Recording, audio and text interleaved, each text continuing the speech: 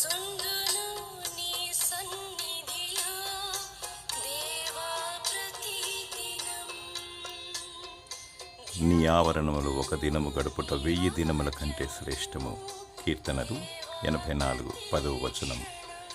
దేవుని ఆలయములో మందిరములో సమయము గడుపుట ఎంతో శ్రేష్టము. ఎందుకనగా సృష్టికర్త అయిన జీవము గల దేవుని కలుసుకునే అనుభూతి, దేవునితో గడిపే క్షణాలు ఎంతో మధురమైనవి.